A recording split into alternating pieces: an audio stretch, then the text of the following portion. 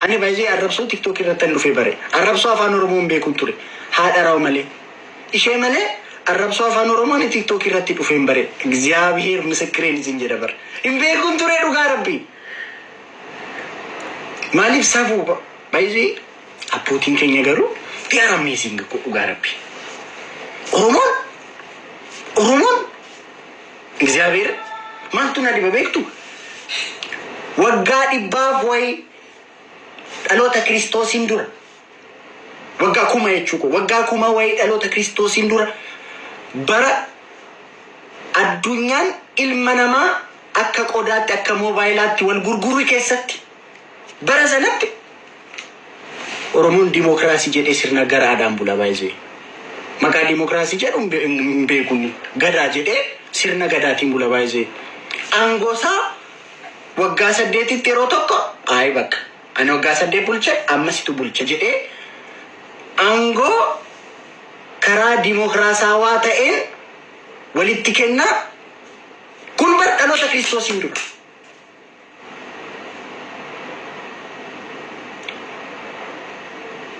Bara sana bara ilmi namaa akka qodaa gaafa gurguramu Oromoon guddifachaa jedhee alagaa fira godhatee mucaa godhate. Bara sana na dhiba dhugaa Rabbi. Oromoon jedha gaafi foonaa dhaqo. Bilchinni akkasii. እግዚአብሔር na dhiba bara dhugaa Rabbi. Bara sanatti bara biyya Ameerikaa jedhamtu kun hin jirtu eeggas. Adiin gurraacha akka ilmoo namaatti hin ilaalu bara sanatti.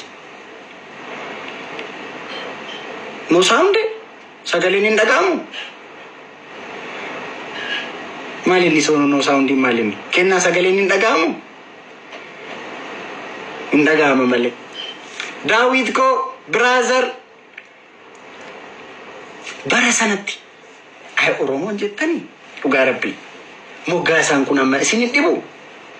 Addunyaan bara ይሄ ከአይሁድ ነው ይሄ ከምን ወገን ነው ይሄ ከምን ወገን ነው ይሄ ከምን ወገን ነው በረት ይጀኡት በዚህ ኢልሚናማ በከዳሎታፍ ኢገሳቲን ዮካን ጉዳታ ዮካን እናታ በረሰነ ኦሮሞን ገሩ አለጋ ፊደቴ አለጋ ሰነ ሞጋሳዳን ኦሮሜሴ ኢገሳ ጎዳት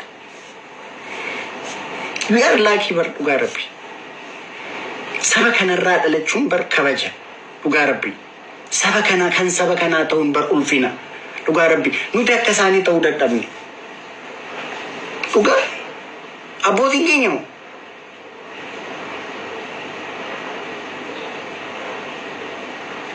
nama dinquu bar dhugaa Rabbi.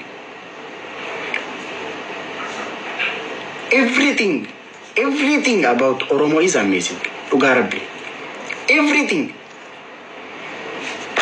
Turumba dukiya, brother from another mother. Everything. Ijoollee isaanii taane akka isaanii ta'uu dadhabne. Haadhoo ko. Kanaaf arrabsuun nama wajjin wal arrabsuun piroofaayilii kana kaawwatanii nama wajjin wal arrabsuun hin barbaachisu. Proof naa jiraadha. Ummata fikrii, ummata jaalalaa. Geemiin keenya jaaluu ko. Gaming King guyyaa 3 qofa tafe. Foonaa dhaqo. Inni diiworaa ko. Inni Oromoon maal jedha seetan. Inni kunnooti jedhan. Kunnoodha jechuun hin hafu. Waggaa 3 ji'a 3 narraa yaadattu. Ara maali dharaacheen dheerate. Ari maali dharaacheen dheerate akkamitti geenya jechaa ture. Ji'a 3 dur. Kunnoo isa kunnoodha jenne Gaming King. Jini sadi darbe bira geenya. Immoona foonaa dhaqu. Immoona inshallah garmaa mutala. Sirba. Ni moona dhugaa Rabbi. Baay'ee waan tokko beekuu qabdan baay'ee. We have 3 options. Geemii kanarratti carraa 3 qabna. Ilaana dhagaa kana hundumti keessan dhagaa. Geemii keenya kanarratti carraa 3 qabna. Ila tokko himmoona yookiin ni moona yookiin yoo hafe ni injifanna. Rabbi guddaa foonaa dhaqo. Amma Oromoon geemii keenya dhageenya hin jiru. Hunduu quba qaba baay'isee. Hunduu quba qaba. Hunduu hin dhufu. Namni 100,000 hin dhufu. Meetoo ishiisa. Akka biyyaatti miti baay'isee. Akka biyyaatti miti. Even akka addunyaatti iyyuu tooppitee riikardii keessa galla. Rabbi qabanne. Dhugaa Rabbi. Rabbi isa waan hunda uume. Isaa caalamuu keessa keenya keessa hammeenyi hin jiru. Waan hunduu gilsi. Bishaan. Dhugaa Rabbi. Asiin deemuun hin jiru. Achiin deemuun hin jiru. Baqa gilsii. Fuuldura jiru. Jaalluko. Isinittan dhaadadha baay'isee. Ani baay'isee nama tokko. Geetaa? Nama tokko.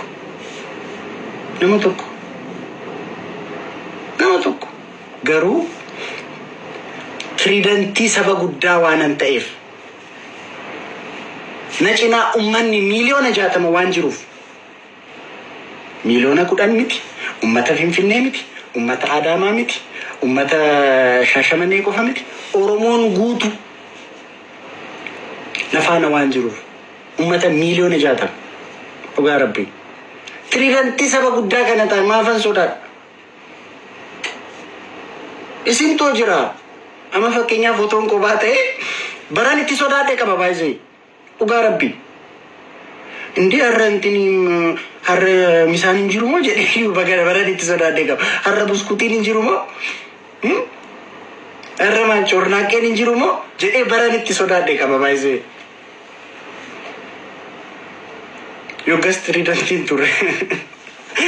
tiriidantiin turre yookaan saamunaa gurgurtaa yookaan mana fiilmii olta foonaa dhaqo indarri cornaaqeen hafuuf moo ምናምን bara sana barrisuun jira baay'isee bara sana sodaatanii edda tiriidantii ta'anii edda saba guddaa kana of biraa qabaatanii eenyuun sodaatu waan ta'e dhugaa Rabbiin isin jedhamu.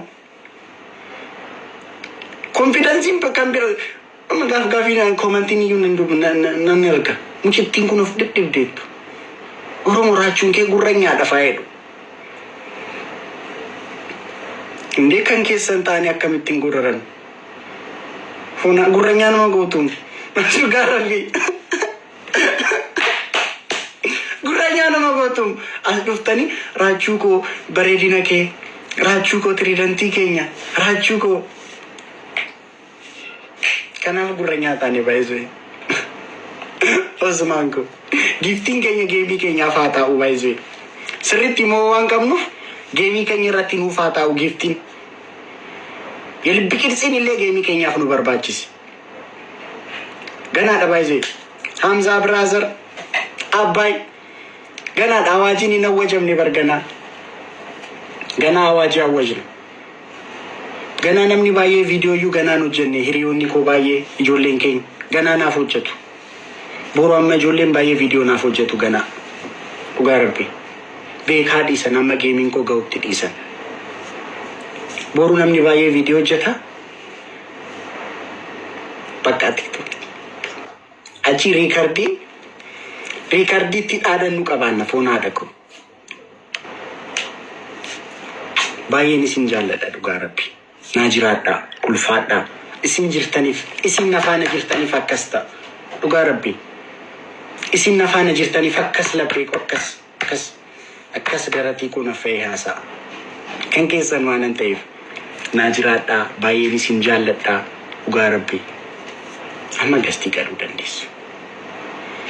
Mucayyoo qalloo warra mataa jiddaa dubbadhu maaloo jaalala maa didda mutuluu raayyaa.